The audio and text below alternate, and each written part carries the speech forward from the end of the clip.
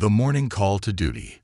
As dawn began to paint the sky with hues of pink and blue, Marlon Lewis stirred in his small bedroom. The light outside crept through the thin curtains, casting a gentle glow on his peaceful world. Marlon was a man of routine. He kept to it since his time in the military, where early mornings had signified preparation, strategy, and the resolve to overcome whatever challenge lay ahead.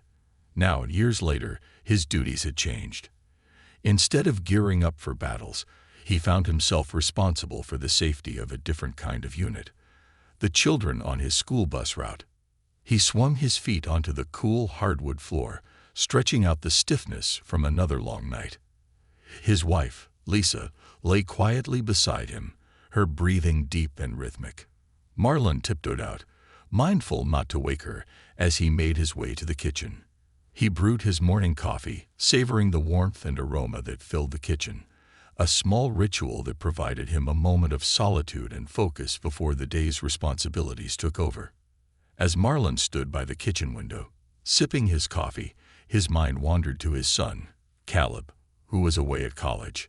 Marlon's pride swelled whenever he thought of him. Caleb was the first in their family to attend college, and Marlon knew that every dollar he earned and every mile he drove was for his son's future. Memories of their last conversation replayed in his mind, reminding him of the sacrifices and countless early mornings that had paved the way for Caleb's success. But he'd never let Caleb know just how much effort it took. Instead, Marlon encouraged him to enjoy his time at school and to focus on his studies. After finishing his coffee, Marlon gathered his coat, carefully placed his keys in his pocket, and slipped out the door. Outside, the neighborhood was blanketed in the peaceful quiet of dawn. The faint scent of dew hung in the air, mingling with the scent of fresh grass and distant car exhaust. The streets were familiar, each house holding families he had come to know and care about through the years. Many of the parents worked multiple jobs, and some were single mothers struggling to make ends meet. It was a rough neighborhood, but Marlon held a fierce loyalty to it. He knew he wasn't just a bus driver. He was part of these families' daily lives, their support network. Arriving at the depot, Marlon exchanged quiet greetings with his fellow drivers, each a silent acknowledgement of their shared purpose. They were bonded by a duty that often went unappreciated. When he reached his bus, he gave it a quick once-over, inspecting the tires and mirrors. His attention to detail was second nature, a habit from his days in the service that now brought him comfort. With a sense of readiness, he climbed into the driver's seat and felt the familiar rumble of the engine, steady and grounding. As he started his route, Marlon fell into a rhythm, the hum of the bus and the quiet streets lulling him into a state of calm focus. At the first stop, children began boarding one by one, filling the bus with the lively chatter of youthful voices. Marlon knew each child's name and personality, their joys and fears, their quirks and dreams. It was part of what made his job meaningful. These children represented hope to him, resilience in the face of adversity. One of the first to board was Jasmine, a shy girl with a love for reading. She took her usual seat at the front, her eyes lighting up as she nodded to Marlon.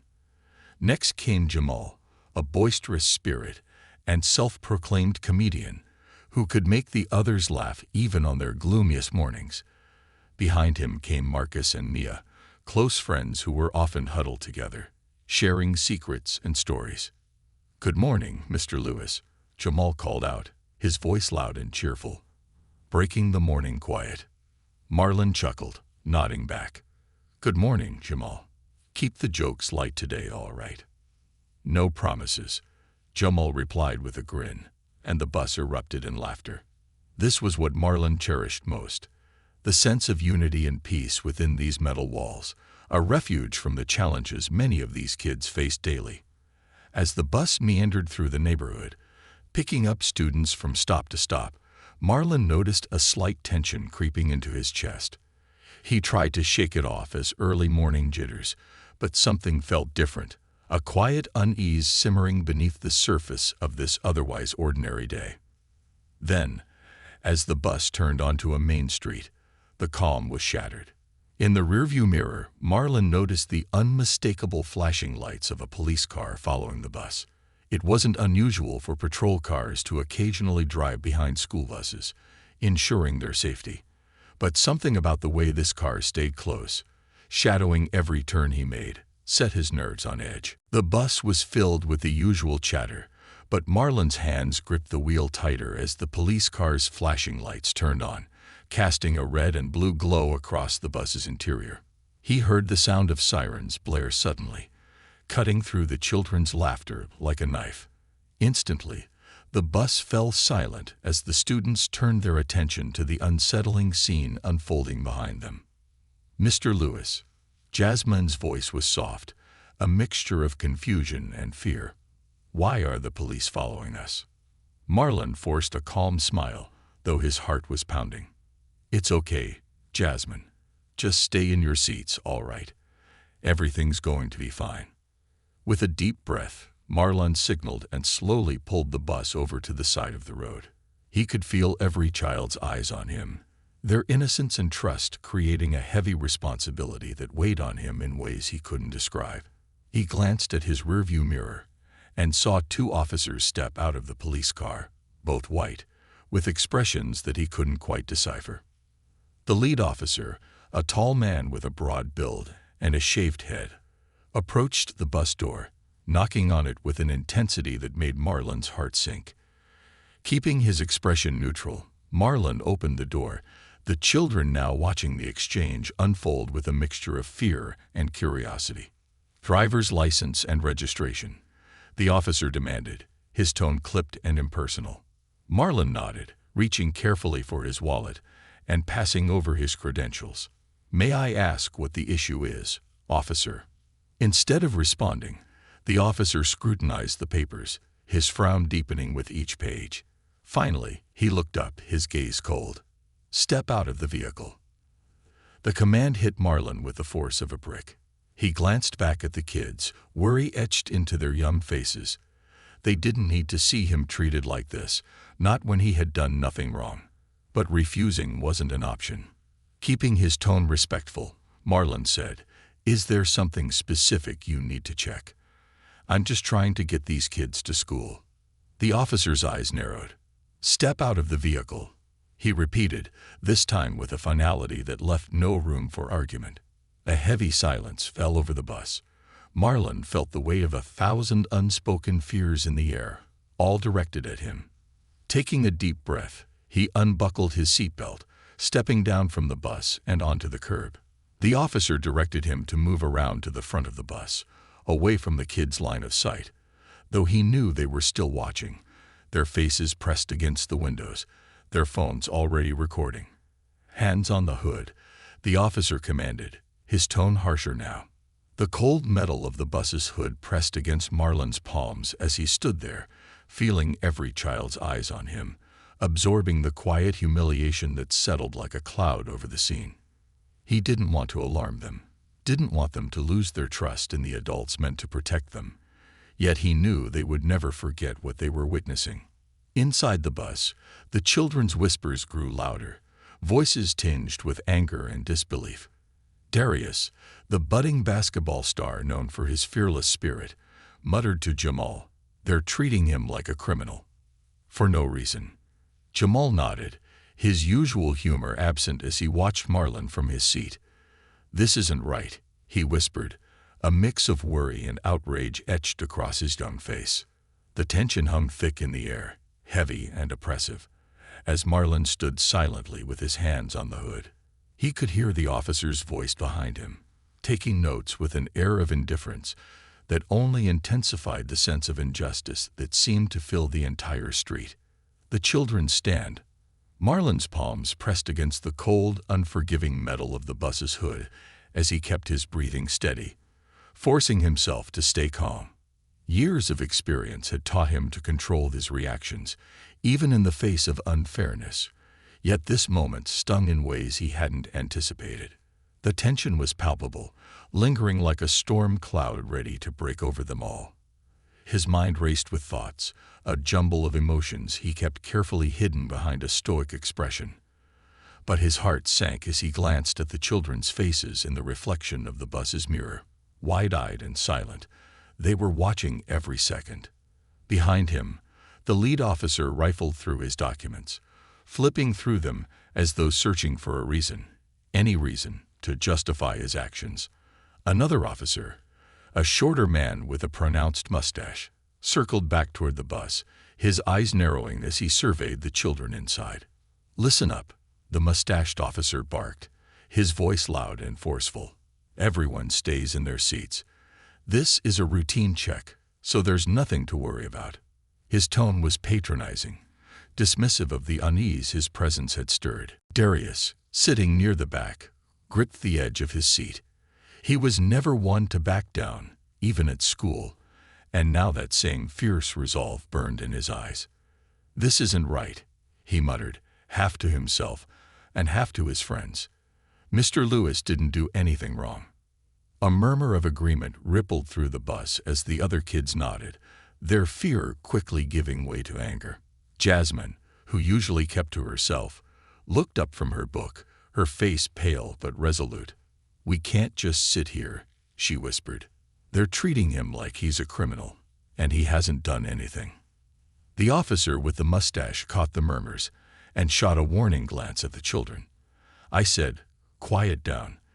This doesn't concern you," he snapped, his tone harsher now. But that only served to heighten the resolve of the children. They exchanged glances, their expressions filled with the silent determination of kids who had just decided they wouldn't be silenced. Jamal leaned forward, his phone angled toward the front. "Darius, hit record," he said quietly, pulling out his own phone to capture what was happening outside. Darius nodded, his fingers trembling slightly as he began to record.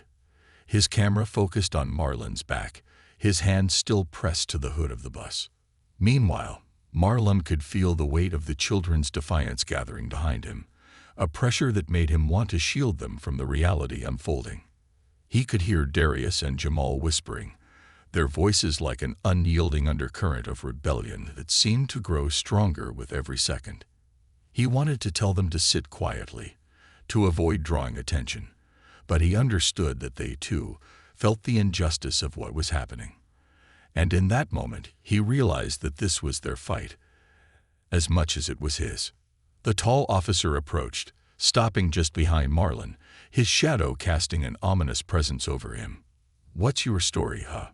The officer sneered, a condescending smirk on his face. "Driving a school bus with all these kids, thinking we'd look the other way. How'd you end up here?" Marlon felt a pang of anger rise within him, but he kept his tone level. "I'm here because I care about these kids. My record is clean, and you know it.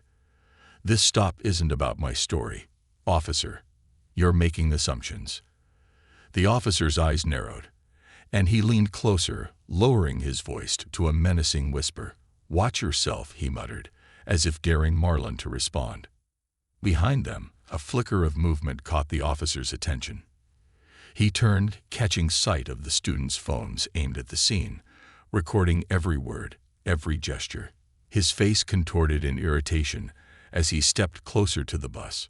"You," he barked, pointing a finger at Darius. "Turn that phone off. Now."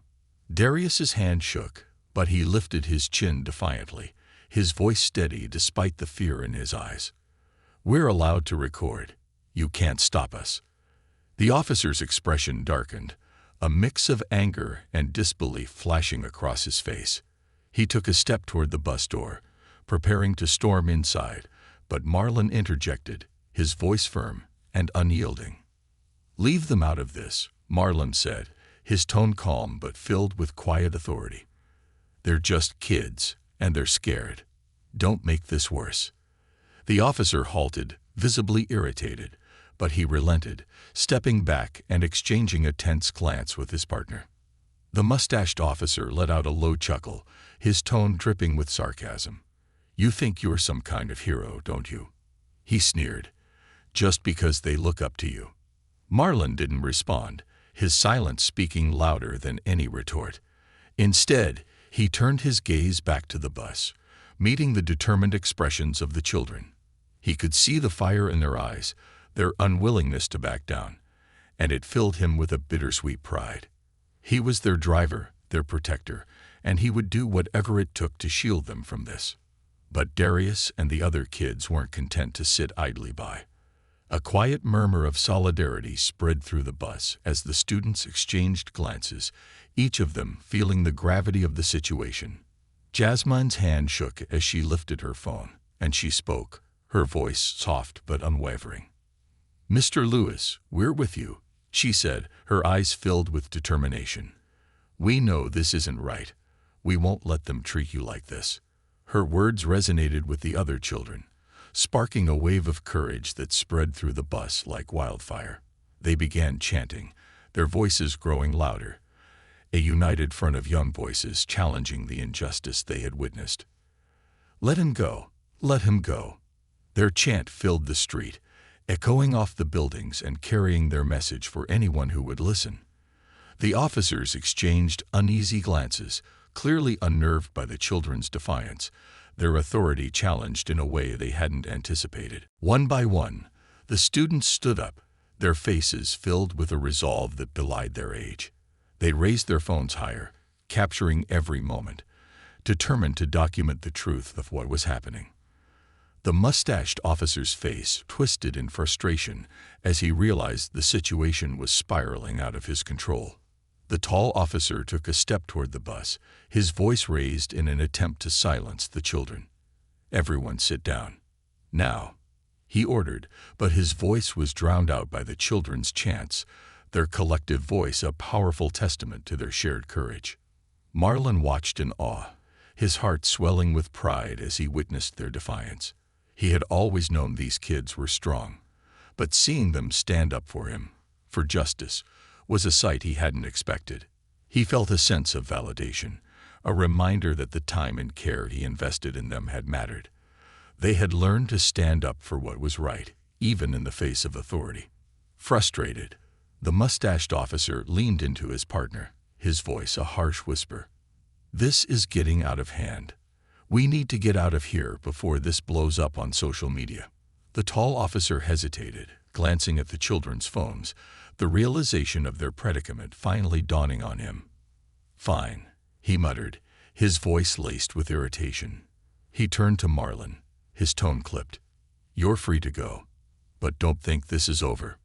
The officers retreated, their footsteps heavy as they returned to their patrol car, clearly rattled by the children's unexpected show of solidarity.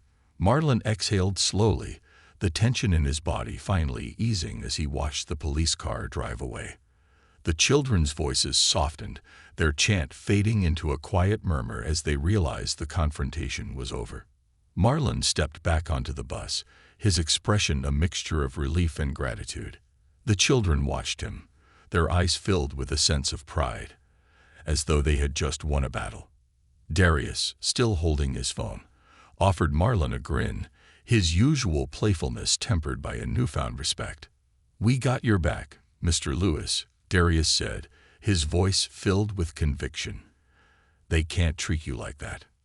Marlon's throat tightened with emotion as he looked at the children, each of them holding their phones, their faces reflecting the bravery and resilience that had carried them through the confrontation. He nodded, his voice thick with gratitude. "Thank you," he said, his words simple but sincere. "You all stood up for me today, and I won't forget it." The children returned to their seats, their faces glowing with pride and relief. As Marlon started the bus and continued their journey to school, he felt a sense of unity with these kids, a bond strengthened by the shared experience of standing up to injustice. But even as the bus rumbled forward, Marlon knew that this wasn't over. What had happened today would have repercussions far beyond the confines of the bus. He could feel it in the weight of the children's stares, the silent promise they had made to him and to each other. This wasn't just an isolated incident. It was a moment that had ignited something within them, a spark of resistance that would be hard to extinguish. As they approached the school, Marlon's thoughts were interrupted by the sound of his phone vibrating. Glancing down, he saw a flood of notifications from social media, his heart sinking as he realized that the children's videos had already begun to spread online. A sense of dread mixed with hope filled him, the realization that their small stand might just become something much larger, something they would all have to face together. When he looked back at the children, he saw their determination, a fierce resolve that reflected his own. And he knew, deep down, that whatever lay ahead, they would face it together. This was only the beginning. A viral stand. A growing wave. The bus had barely pulled up to the school when Marlon's phone started vibrating relentlessly in his pocket. Message after message popped up, notifications lighting up the screen like fireworks in the dim glow of the dashboard. Each ping carried the weight of something he wasn't prepared for, a ripple spreading outward from the confrontation, faster than he could fathom. By the time Marlon had parked the bus and the children were filing out, still buzzing with the thrill of their stand, the reality began to sink in. The videos were live, shared across social media platforms, sparking a flood of comments, retweets, and shares that hadn't even slowed down since the first post went up.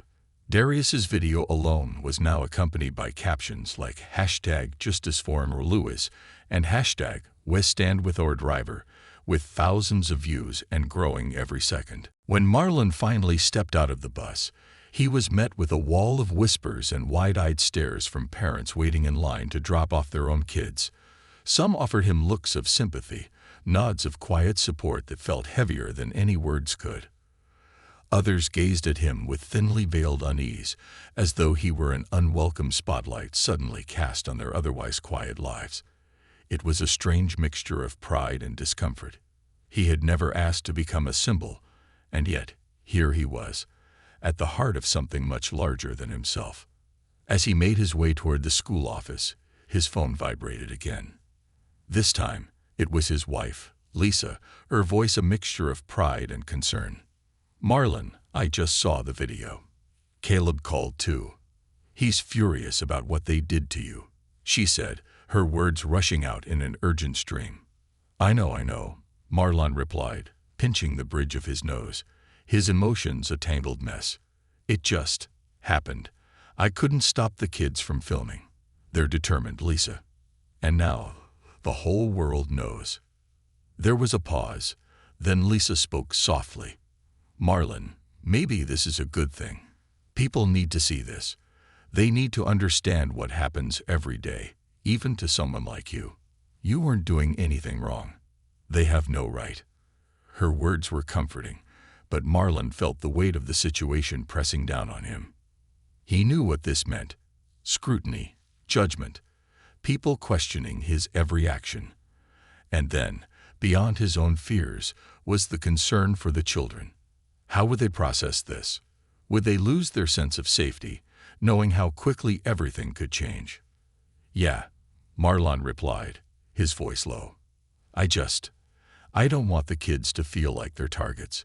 They deserve to feel safe, Lisa, but I can't deny that they stood up for what was right. And now, well, there's no going back." As he entered the school office, he was met by the principal, Mrs. Thomas, a calm but formidable woman with a reputation for standing by her teachers and staff. Her expression was unreadable, a mixture of concern and determination. "Marlon," she began, ushering him into her office, "I just finished speaking with several parents who have seen the video. And I think you need to see something." She tapped her screen, displaying a video from Darius's social media post, which was now everywhere. It was captioned, "Our driver, our hero." The video, taken from Darius's phone, was shaky but clear, capturing the entire incident: the flashing police lights, the officer's harsh commands, Marlon's hands pressed to the hood of the bus, and the students' chants echoing, "Let him go. Let him go." Comments flooded the screen, voices of support and outrage. "This is unacceptable. How many times does this need to happen before there's change? Those kids are brave. So is their driver. Police should be held accountable. Not this man."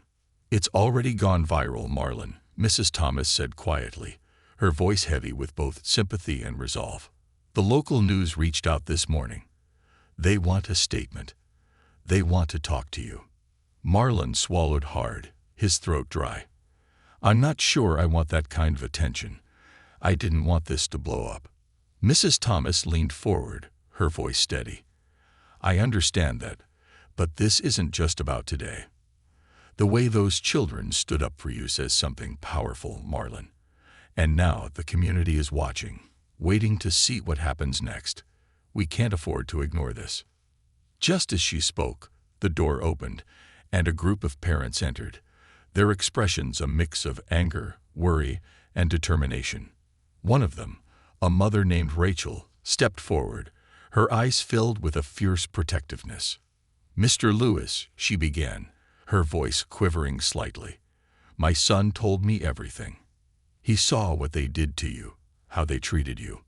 It's wrong, and we won't stand for it. These kids adore you. They see you as a role model, and we want you to know we're with you. Marlon felt a wave of gratitude mixed with disbelief. He nodded, his words failing him.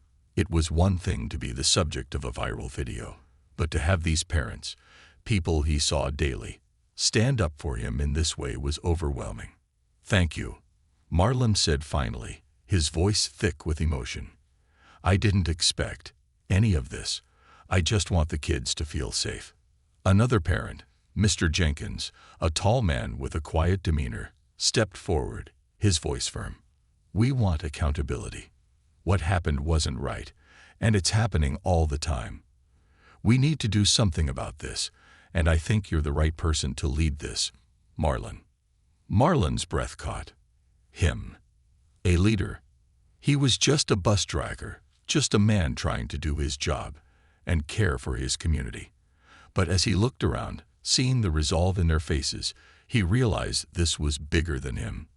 These parents weren't here for just him. They were here for their kids, their families, their community. Mrs. Thomas cleared her throat, drawing their attention. This incident is going to put pressure on all of us, she said. The media is already covering it. We need to respond carefully, but truthfully. Marlon, the board will want a statement, and I think the best thing we can do is show them that our school and community stand united. At that moment, Darius's mother, Mrs. Clark, walked in, her face a mask of barely contained fury. She went straight to Marlon, her voice trembling with restrained emotion. My son, my 12-year-old son, watched as they treated you like a criminal. He saw how quickly they judged you. He has nightmares, Mr. Lewis. He won't stop talking about it. And I can't just sit by and do nothing. Marlon nodded, his jaw tight with empathy and anger. I understand, Mrs. Clark. I don't want any of these kids to have to face something like that. Not now, not ever. She placed a hand on his shoulder. Then we'll fight with you, all of us. This isn't just about what happened on that bus. It's about the respect and safety we demand for our children and our community. In the days that followed, the wave grew larger, surging beyond Marlon's neighborhood. News outlets picked up the story, airing the footage of the children's stand, of Marlon's quiet strength. Community members organized a rally, gathering outside the precinct in numbers larger than anyone had anticipated. Parents, students, teachers, and supporters from other neighborhoods joined, their signs raised high with messages of solidarity. Hashtag Justice for Marlon. Hashtag Or Driver Were Hero. Hashtag Stand With Us. Darius, ever determined, took the microphone during the rally, his young voice carrying a conviction that silenced the crowd. Mr. Lewis is more than a driver to us, he declared, his voice echoing across the gathering. He's someone who cares about us, who protects us, and we're here today to show that we care about him too. The crowd erupted in applause, their unity electrifying. News crews captured every word, every sign, every tearful hug from students and parents alike. Marlon stood off to the side, watching with a mixture of pride and disbelief. He was their bus driver, just a man who wanted to make a difference. But now, in this moment, he felt like a part of something bigger, something that couldn't be silenced or ignored. As night fell, the rally turned into a vigil, each person lighting a candle that illuminated their faces in the warm glow of solidarity. Marlon stood with Lisa and Caleb, who had driven back from college to support his father. Caleb's eyes shone with a fierce pride as he wrapped an arm around Marlon's shoulders. "Dad," Caleb said quietly, his voice filled with awe, "you always said to stand up for what's right, even if you're standing alone. But look around. You're not alone.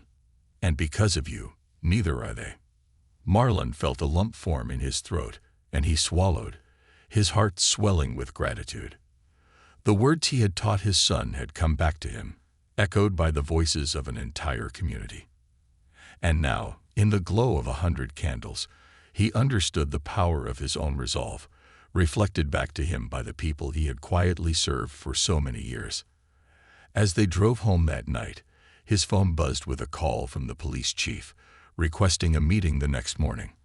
Marlon knew the journey ahead would be challenging, filled with scrutiny and resistance. But as he looked over at his wife, his son, and thought of the students who had taken a stand, he felt something new within him, a quiet but unbreakable determination. Whatever happened next, he wouldn't back down. For himself, for his family, for the children who had shown such courage, and for a community that deserved better. This was only the beginning, the meeting and the battle ahead. The next morning, Marlon sat in his car outside the police precinct, his hands wrapped tightly around the steering wheel. Despite the calm autumn morning, the stillness around him felt foreboding, the air thick with anticipation. He glanced at his phone, checking the time again, though he knew he still had a few minutes before he was due to meet the police chief. This meeting wasn't something he'd expected or wanted, but now that the community had rallied around him, refusing to let the injustice slide, Marlon felt a weight of responsibility pressing down on his shoulders. They weren't just standing up for him, they were standing up for change, for a better future. And he knew he couldn't turn back. With a final deep breath, Marlon opened the door and stepped out, squaring his shoulders as he made his way toward the precinct's entrance. As he approached the steps, he caught sight of a small crowd gathering on the sidewalk across the street. Parents, students, and community members held signs of solidarity. "Justice for Mr. Lewis, stop racial profiling, and our community, our voice." Darius, ever the bold leader, stood near the front, raising a hand in a silent wave when he saw Marlon. Marlon returned the wave, his heart swelling with gratitude. He offered a nod to the crowd, a silent thank you, before stepping inside. The lobby was cool and sterile, with a harsh fluorescent light that cast long shadows on the polished floor. An officer behind the desk eyed him warily, and Marlon noted the tension in the air. It was as though he were an intruder rather than a community member, here to speak up for the people he quietly served for so many years. After a brief wait, a secretary led him down a narrow hallway lined with posters bearing phrases like "Serve and Protect" and "Community First." Marlon felt the irony sting as he passed by them, his jaw tightening. At the end of the hall was the police chief's office, a glass-walled room where Chief Peterson sat at his desk, flipping through a folder. Marlon had met Chief Peterson once before, years ago, during a community event. But this was different. This wasn't a friendly handshake and a polite introduction. This was a confrontation, one Marlon knew would carry consequences. The secretary opened the door, ushering him in with a tense smile. "Chief Peterson is ready for you, Mr. Lewis." Marlon nodded, stepping into the office. Chief Peterson looked up, his face a practiced mask of professionalism.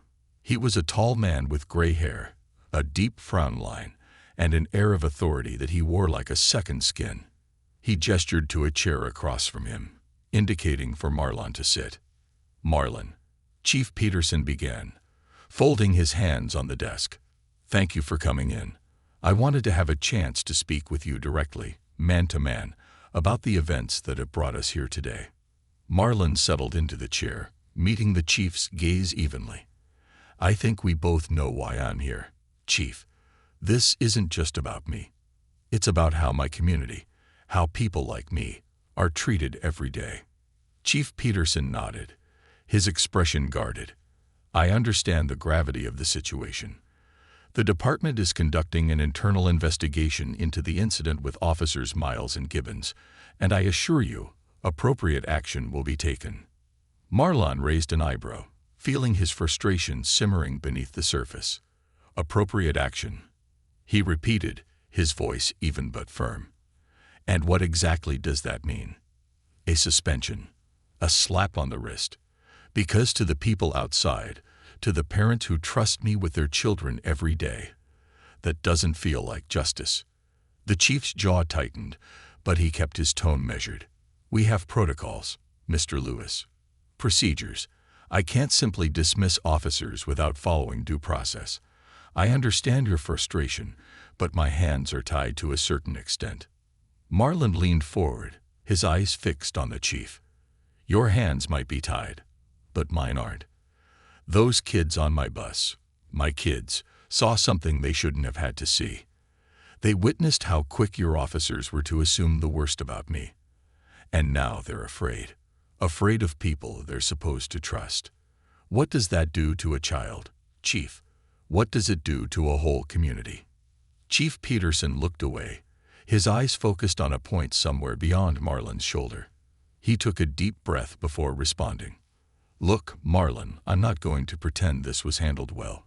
The officers acted on assumptions, and we're addressing it. But you have to understand the pressures they're under, the risks they face daily. It's not as simple as right or wrong. A quiet anger flared within Marlon, and he struggled to keep his voice steady. You think I don't understand pressure? I've served in the military, Chief. I've been in situations where my life was on the line. But I was trained to judge situations fairly, to not act out of prejudice or fear. If your officers can't do the same, then maybe they shouldn't be officers at all.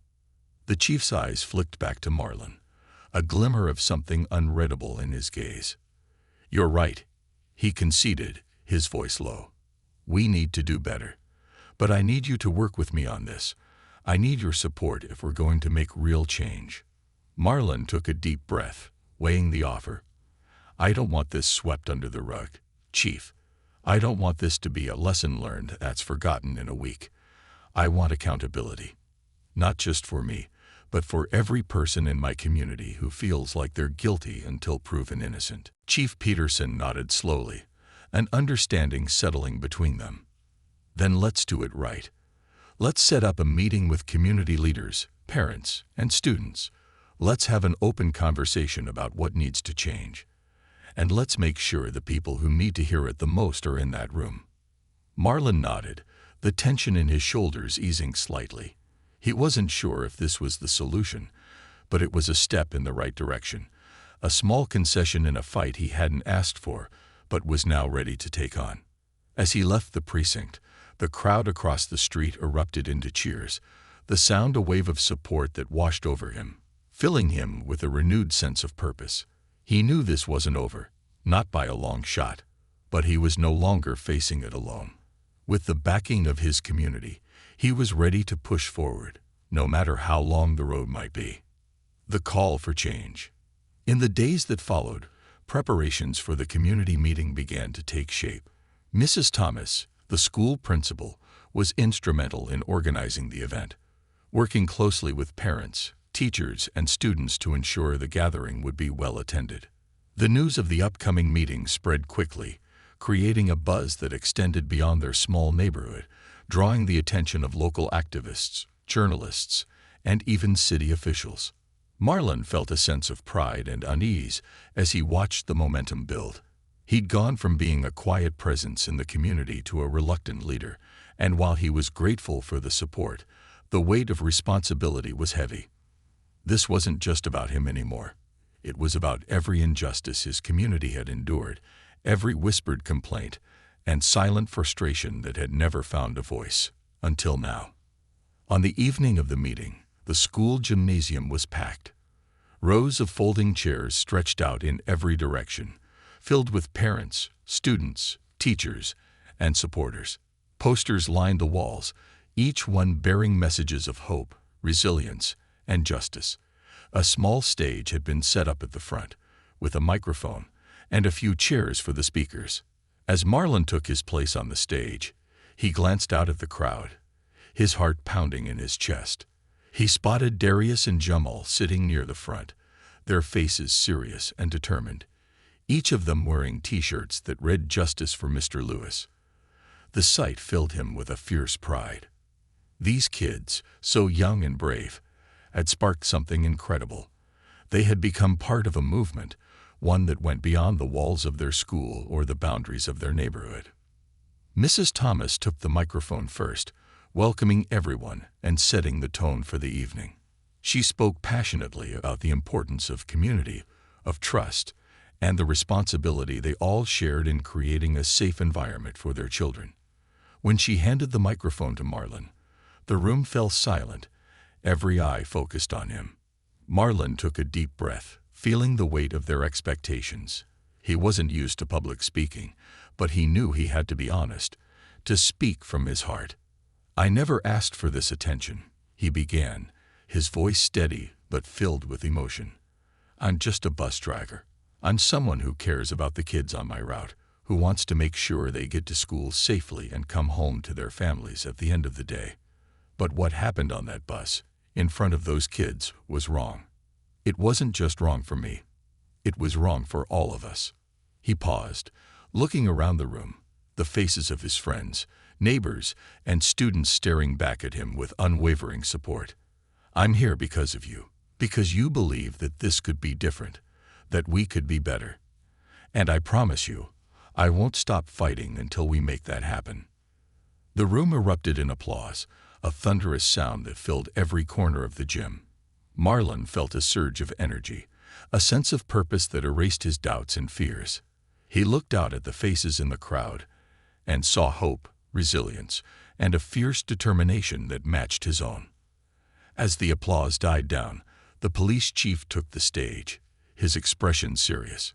He spoke about the need for change within the department, acknowledging the pain and distrust that had been fostered over years of systemic issues. His words were careful, calculated, but there was an edge of sincerity that Marlon hadn't expected. The evening continued with powerful testimonies from parents, students, and community members, each story a testament to the struggles and resilience of their neighborhood. By the end of the night, it was clear that this was more than a meeting. It was a call to action, a declaration that they would no longer be silent in the face of injustice. As Marlon walked out of the gym, surrounded by his community, he felt a renewed sense of hope. They had taken the first step together, and he knew there were many more to come. But he also knew that he was ready, that they were all ready, to face whatever challenges lay ahead. Allies, adversaries, and the cost of change. The morning after the community meeting, Marlon awoke to a flood of notifications on his phone. News coverage of the event had spread like wildfire, making headlines beyond their city, sparking national discussions on systemic injustice and the power of grassroots activism. Reporters wanted interviews, local officials were suddenly interested, and activists from neighboring communities reached out with offers of support. Marlon's name was everywhere, a symbol of quiet courage in the face of injustice. As he sat in the small kitchen, his coffee untouched, Marlon felt the weight of it all settling on him. He hadn't asked for any of this, yet here he was, thrust into the role of a community leader, a reluctant figurehead for a movement that was growing larger than anything he could have anticipated. Lisa sat across from him, watching him with a mixture of pride and concern. She reached out, covering his hand with her own. "You've started something important, Marlon," she said softly. "People are listening now. They see what you've been through, what our community faces every day. This could be the start of real change." Marlon nodded, though his thoughts were racing. Change. It sounded simple, but he knew it would come at a cost. His life had already been upended by this sudden surge of attention, and with it came a new layer of scrutiny and criticism. He'd received messages of support, but there were others. Messages filled with anger and resentment, calling him out for challenging the status quo, accusing him of stirring trouble. "Not everyone wants this change, Lisa," he said finally, his voice heavy. "For every person standing with us, there are others who think I'm just making things worse. And the kids, I worry about what this will do to them."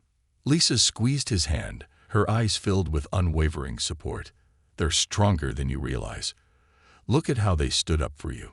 They're learning something important, something they might not learn in any classroom.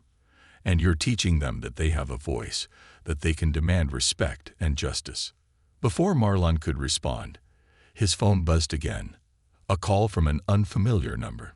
Hesitating, he answered, bracing himself for another wave of questions or demands. "Mr. Lewis, this is Rachel Brown. I'm a lawyer with the National Civil Rights Coalition. We saw the video and the news coverage of your story. I'd like to offer our support, if you're open to it. We believe your case could set a powerful precedent." Marlon's eyes widened, his mind struggling to process the offer. "Ms. Brown, I appreciate the call, but I'm just a bus driver. I never intended for this to become a legal battle." Rachel's voice was calm but resolute. "That's exactly why your case is so important, Mr. Lewis. You represent countless others who've been overlooked, who've faced the same unfair treatment without any form of accountability. This isn't just about one incident. It's about a pattern, one that needs to be addressed at a systemic level. If we take this to court, we could push for real reform." Marlon's thoughts raced, the enormity of what she was suggesting filling him with both hope and trepidation. He thought of the kids, the community members who had rallied around him, the voices that had gone unheard for so long. And he realized that this was bigger than his own discomfort, bigger than his fear of the spotlight. "I don't know what this will mean for me or my family," he said, his voice thick with emotion. "But if it means those kids don't have to see what they saw that day, if it means they can grow up in a community that treats them fairly, I'm in." Rachel's response was immediate, filled with a quiet intensity. "We'll support you every step of the way, Mr. Lewis. You're not alone in this." Building bridges, facing walls. As the weeks passed, Marlon's story continued to gain traction, drawing the attention of activists, local officials, and even celebrities who amplified his message. The community held rallies every weekend, gatherings that grew in size and fervor, their calls for justice echoing through the streets. The students, led by Darius, organized their own efforts, creating posters and spreading information on social media, their youthful voices a powerful force in the movement. But with the increased visibility came new challenges. Not everyone welcomed the spotlight on the police department's actions. Marlon began to receive anonymous threats, messages warning him to back off and stop stirring trouble. He'd find notes left on his bus, crude and hateful, meant to intimidate him. One evening, he came home to find a note tucked under his windshield wiper, reading simply, "Remember, you're not untouchable." He felt the familiar surge of anger mixed with fear, a reminder of the forces pushing back against his quest for justice. But as unsettling as these moments were, they only strengthened his resolve. He wasn't fighting for himself. He was fighting for a future where his son, his students, his entire community could live without fear. His lawyer, Rachel, worked tirelessly, gathering evidence, consulting experts, and building a case that would challenge not just the actions of the officers involved, but the systemic biases that allowed those actions to go unchecked. She organized meetings with civil rights leaders and local officials, urging them to support police reforms that went beyond mere promises of accountability. One afternoon, as Marlon sat in a conference room with Rachel and a group of local activists, the door opened and Chief Peterson walked in, accompanied by a small group of city officials.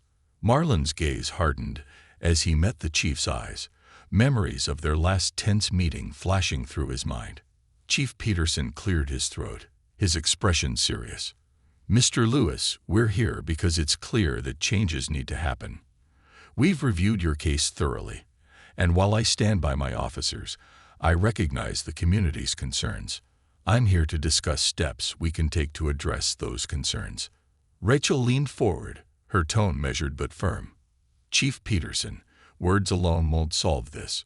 We're demanding structural changes, training on racial bias, transparency in disciplinary actions, and a formal review of stop-and-search practices. The people in this community deserve to know that their concerns are being taken seriously." Chief Peterson's face remained impassive, but Marlon saw a flicker of hesitation in his eyes. "We're open to these discussions," the chief replied, choosing his words carefully. "But these changes take time. We can't overhaul an entire system overnight." Marlon's voice broke in, quiet but unyielding. "And while you take your time, my community suffers. Our kids grow up seeing that they're suspects before they're students, that they're threats before they're citizens. How many more of us have to be humiliated, mistreated, before something changes?" A tense silence followed, filling the room with the weight of his words. The officials exchanged uneasy glances, sensing the undeniable truth in Marlon's statement. Finally, one of the council members, a woman named Clara Jensen, spoke up. "Marlon's right," she said, her voice steady. "We can't keep pushing this down the road. We need immediate steps, even if they're small.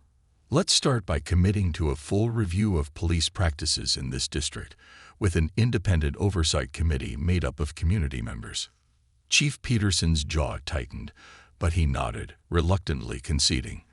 "We'll take it under consideration. I'm willing to discuss implementing oversight and adding transparency measures. But it's going to be a process." Marlon nodded, his resolve unwavering. He knew this was only the beginning, a small step in a much longer journey. But it was a step forward, a crack in the wall of resistance that he'd been up against for so long. A moment of reflection.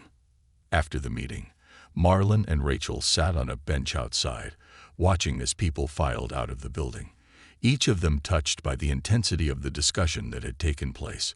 Rachel looked over at Marlon, a small smile playing on her lips. "You handled that well," she said, her voice filled with admiration. "You're a natural leader, Marlon. The way you spoke, the way you held your ground, that's what people need to see." Marlon shrugged, his gaze distant. "I never wanted this. I'm just a bus driver. I take care of my kids, my family. This, all of this, it's bigger than I ever imagined."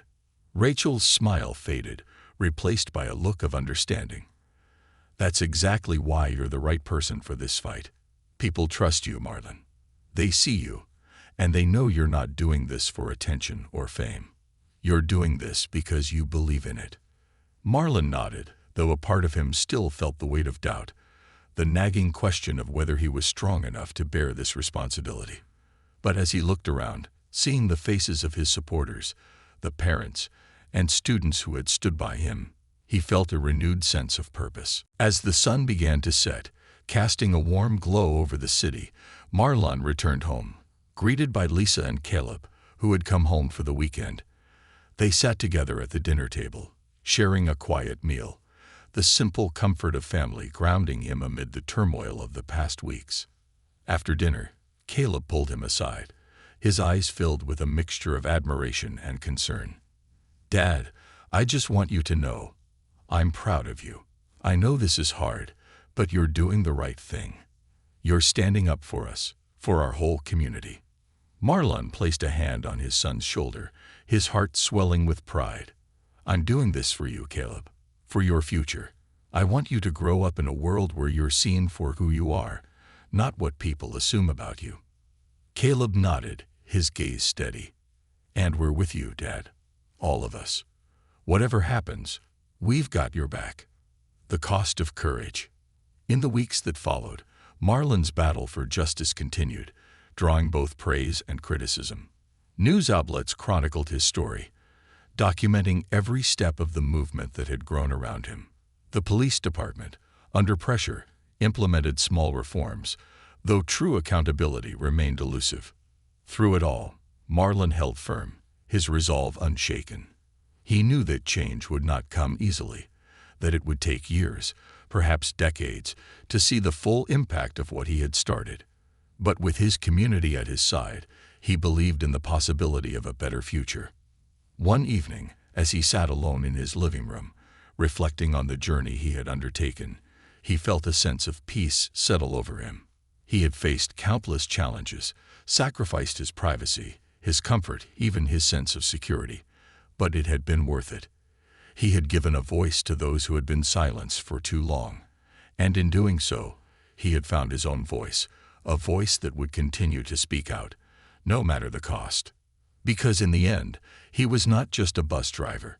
He was a leader, a fighter, a symbol of hope for a community that had refused to be ignored. And he knew, with every fiber of his being, that he would continue this fight, not just for himself, but for everyone who believed in justice, in fairness, and in the possibility of a brighter tomorrow. The legacy of change. Months had passed since Marlon's life was catapulted into the spotlight, and yet the fire of his movement burned brighter than ever. What had begun as a single act of injustice witnessed by a bus full of children had evolved into a powerful campaign for change, rallying communities beyond his own. There was no denying the impact.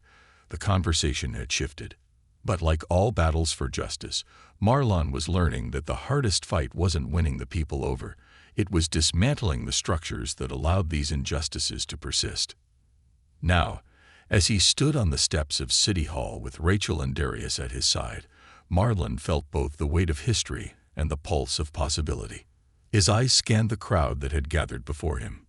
Students, families, teachers, activists, and even strangers who had traveled from other towns, their banners raised high. Justice for Marlon, end racial profiling, and stand with our community. Every sign, every chant, was a reminder of how far they had come, and how far they had yet to go. As Marlon prepared to speak, he glanced at Rachel. She gave him a nod, her eyes bright with pride. Darius, standing beside her, wore his usual confident grin, holding a sign that read, "Our driver, our hero." It was the same slogan that had started appearing on posters and t-shirts all over the neighborhood, a tribute to Marlon's courage and the community's unwavering support. The city officials had finally agreed to hold a public hearing, the culmination of months of protests, petitions, and unyielding demands for accountability. Today, Marlon would testify. His story would be entered into the public record, and his community's voices would ring out for everyone to hear. As he stepped up to the microphone, the crowd quieted, their eyes fixed on him with anticipation.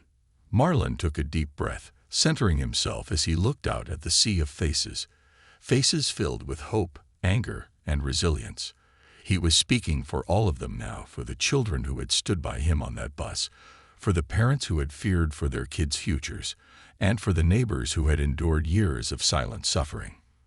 "Good morning," he began, his voice carrying a calm but powerful authority. "I'm Marlon Lewis, and I'm here today, not just as a man who drives a bus, but as a man who believes in the dignity and respect owed to every human being.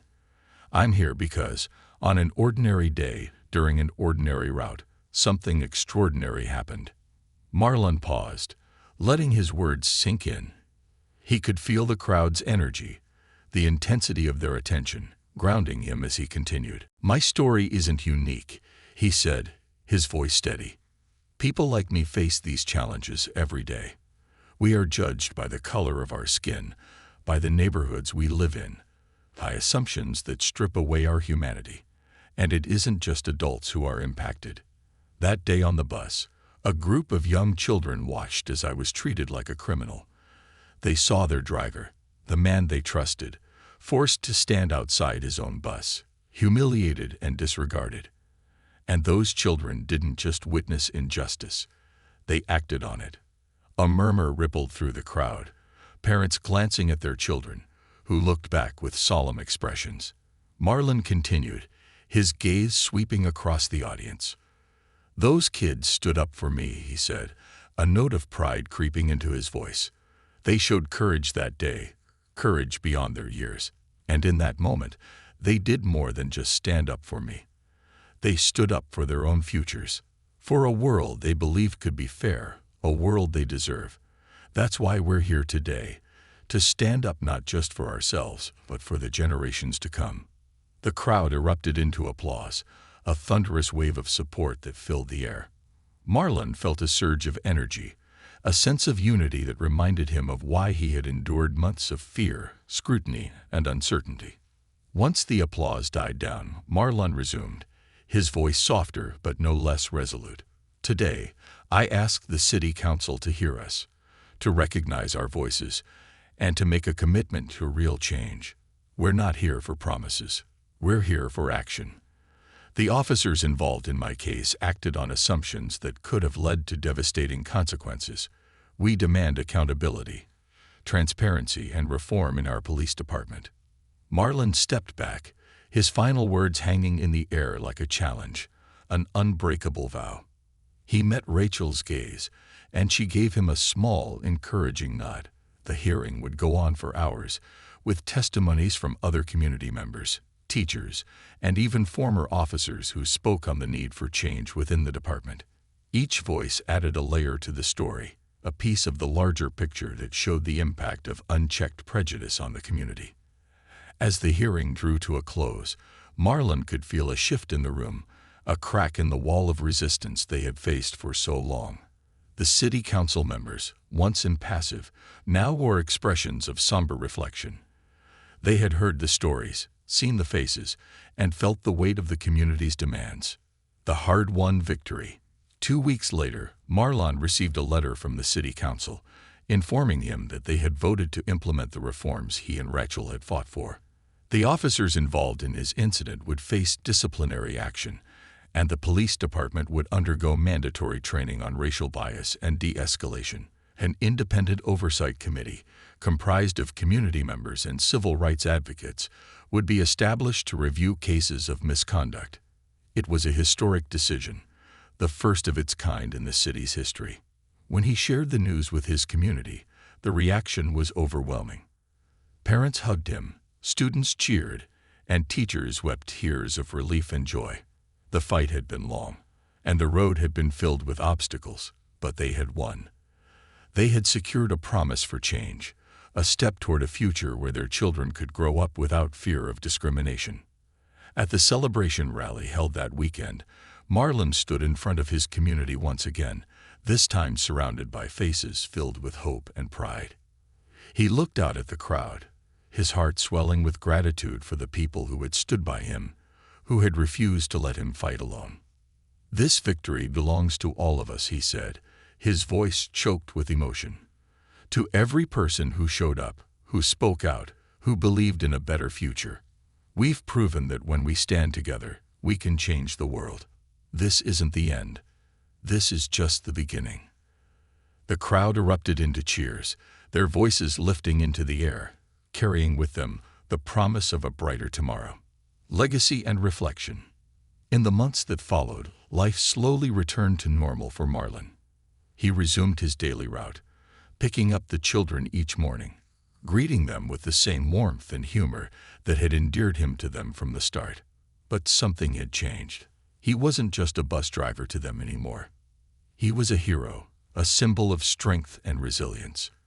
And to him, they weren't just passengers.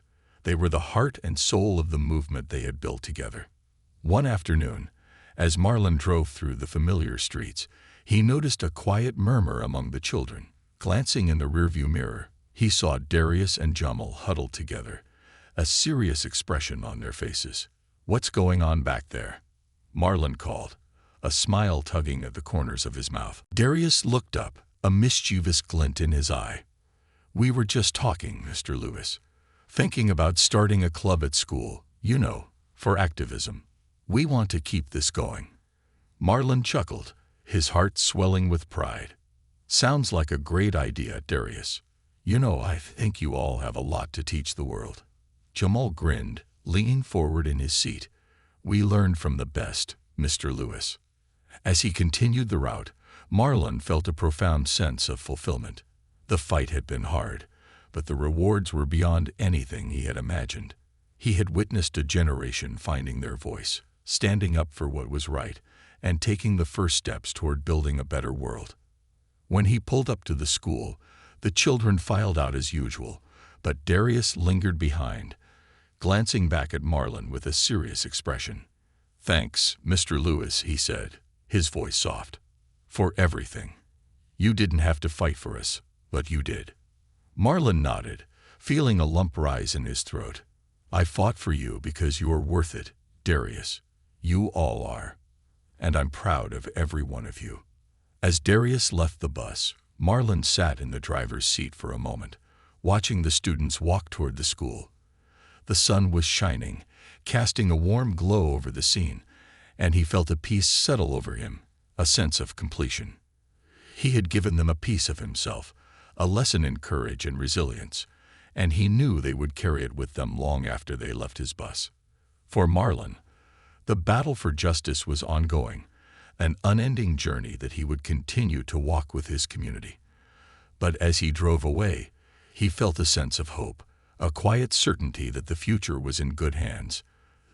The children he had driven, the community he had served, had shown him the power of unity, of standing together in the face of adversity. And he knew, deep in his heart, that they would continue the fight, building a legacy that would endure, a testament to the power of courage, compassion, and the unbreakable bond of a community that refused to be silenced.